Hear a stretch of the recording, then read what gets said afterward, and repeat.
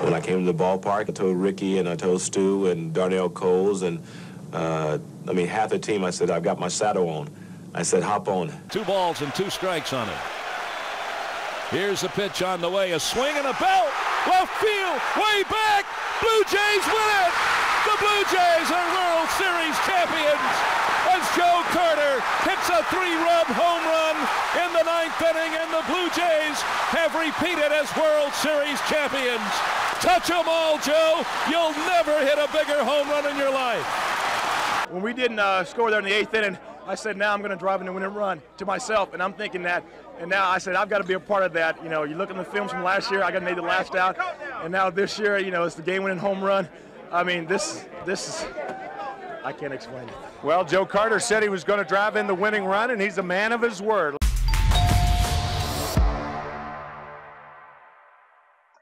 Only 2 men have experienced the euphoria of hitting a home run to end a World Series. The Pirates' Bill Mazeroski in 1960, and of course, my next guest, the one and only Mr. Joe Carter. You know what? Just when I said that intro, Joe, yeah, is it still fresh in your mind? Do you still get goosebumps, or is it still this out-of-body experience for you? You know what? When you're out of the game, as long as I've been out of the game, I still get goosebumps. Yeah. Because, you know, when you retire and you sit at home, you're sitting there and you think about all the memories that you've had in baseball.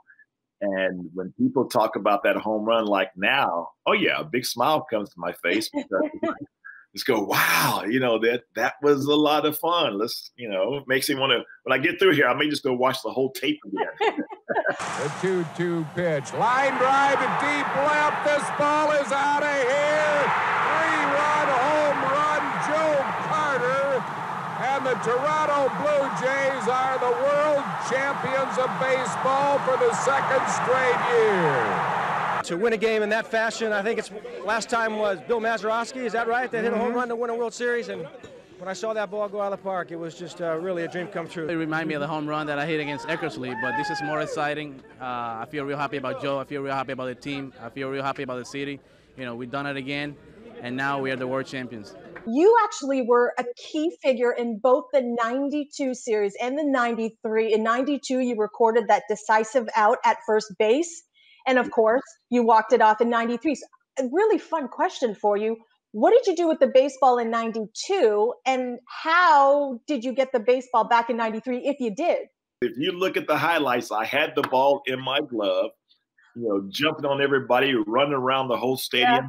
You know, it never left my glove. But after the game was over with, Mike Timlin hunted me down and said, where's the ball at? And I said, well, I got it right here. He said, well, that's my first save. That's my save. I'm like, I got it. You gotta give it up. That's my save. Right. My World Series save. All right, man. Hey, way to bounce on that mound, man. I didn't want to give the ball up, but Timlin begged me for it, so I said, hey, you did a hell of a job. You filled that bunt. I look at good karma. So what goes around comes around, because I was nice to Timlin. The next year, when I hit the home run in the 93 World Series, our bullpen catcher, John Sullivan, you know, I had to make sure. Here's the thing, Hazel. You have to plan these things out. I had to make sure that when I hit the home run, I wouldn't hit the ball into the stands. And so I wanted to make sure I hit the back wall. So it came back and stayed in the stadium. It hits the back wall, comes back to our bullpen catcher, John Sullivan. He retrieves it. And after I came from doing all my interviews, I go into the locker room, and it was 9,000 people in the locker room. And he meets me right at the door and says, hey, I got something that you may want. This is a storybook ending. I told my wife before I went to the ballpark, I said, something special is going to happen today. You know, what can you say? This is awesome. Put another ring on our finger, another trophy on our, you know, shelves. Last year, I think all the people here in Toronto had to party without us being here. Now, you know, they get a chance to see us win back-to-back World Series. That's, you know, it's incredible. Well, let's take everybody back to that bottom of the 9th inning. Let's break it down a little bit here. Mitch Williams comes into the ball game, and here's a guy who just got off 43 save regular season. And I understand he faced 14 Blue Jays hitters during that series. And for some reason, he never matched up with you, which was crazy. So what did teammates tell you? What was the scouting report in your mind? You're down a run. What are you thinking? Well, Hazel, that was the ironic part about the whole series, was that it was game 6 and I had yet to face Mitch. So I knew that he wasn't throwing 100 miles an hour anymore. He wasn't throwing 95, 96 miles an hour from what the guys were telling me and from what I witnessed and what I observed. And one thing that Cito Gaston always told us was, when you go to the plate, have an idea, have a plan. And so my plan was to go up there and not swing until I got a strike. You know, everybody knows I'm a free swinger. And with Mitch being a wild, he was called the wild thing for a reason. So first pitch, he throws me fastball up and away, ball 1. I'm like, okay, Joe. Next pitch, fastball up and away, ball 2. And so now I step out because, you know, doubt starts to creep in. You're thinking, okay, my plan was to take until I got a strike, where I have to make him throw me a strike. Well, he has to throw me a strike here. It's 2-0. And there's a strike. And sure enough, he throws me a fastball right down the middle of the plate. And I was like, oh, man, that was a good pitch. I could have been ready to go for that. So, you know, you always kind of doubt yourself a little bit.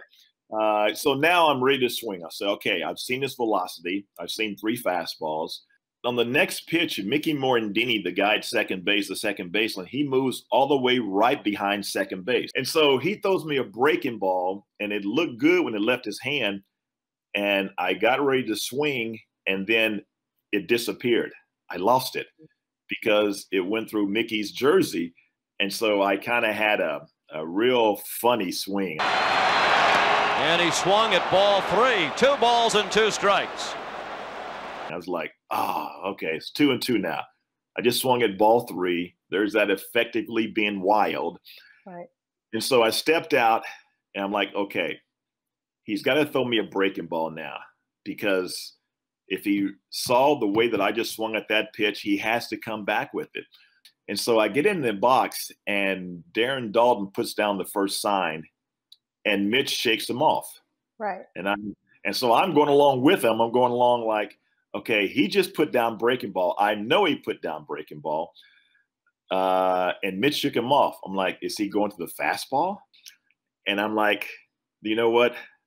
I know he shook him off, but I still have to look breaking ball. From my angle at first base, I could see that Dalton was only given 1 sign, which is kind of rare with a runner on second. Then I saw that he was going to get a slider. And, you know, I said, if he makes a mistake on this, Joe's got a chance to hit this ball good. Now the 2-2. Normally, 99 out of 100 times, Hazel, you've been in that third base well over there. I hit a lot of balls into that third base. That third base camera well over there, and it scared a lot of people over there. And normally that's what I do. But because I had slowed everything down, all I did was react. And when I made contact, my head was down. And when I looked up, all I saw was the bank of lights. I never saw the ball. And that's why I was jumping up and down, because I had to see where the ball was at. Well hit down the left field line. Way back and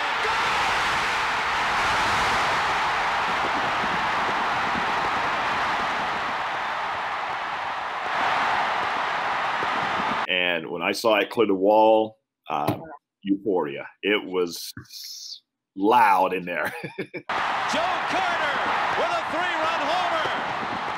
The winners and still world champions, the Toronto Blue Jays. It's interesting because you know that I worked with Mitch Williams at the MLB Network, and he knew I was from Toronto. And unfortunately for him, I would pepper him with all sorts of questions about the '93 World Series. And he told me that even though, you know, in the video you see him do a double take, he said, Hazel, I knew as soon as Joe hit the ball, it was out, but you didn't. So that's really interesting insight that you were kind of blinded by the lights there down left field. Yeah, because, I mean, those lights, you know, as a hitter, as a left fielder, there were many times when a line drive that doesn't get too high, Yeah. it is right in the lights. And that's happened to me numerous times in the outfield. But that was the first time it had happened, at the plate. Sadly for Mitch, and it was well documented that after he gave up that home run, he received death threats and he just went through a tough time. You, on the other hand, were, greeted back in Kansas a few days later like a war hero. I want you to share the stories of how your neighbors welcomed you back after the big celebration. Okay, well, I live on a cul-de-sac, and so being gone, I was gone since the middle, about the second week of February. So you're talking about maybe 7 months that you're gone. And when I finally get home, everybody's happy when the season's over with, and for it to end with the World Series win, it was great to get back here to Leawood, Kansas. So when I opened the garage door, all these blue and white balloons come flying out of my garage. They're everywhere. And I'm like, whoa, what is going on? And then I get closer, and they had cut my yard all the way down and cut the number 29 into my yard. Wow. In the front yard. So that was my welcome back home here in Leawood, Kansas. It was pretty good. It was a pretty special moment. Well, Joe Carter, I know you never get sick of answering these questions. It is, as the late Tom Cheek said, you'll never hit a bigger home run in your life. Thank you for doing this. Thank you for walking down memory lane with us. And I just wish you the very best. And we always look forward to seeing you in Toronto. Thanks for doing this, Joe. All right, Hazel. Thank you very much. I enjoyed it.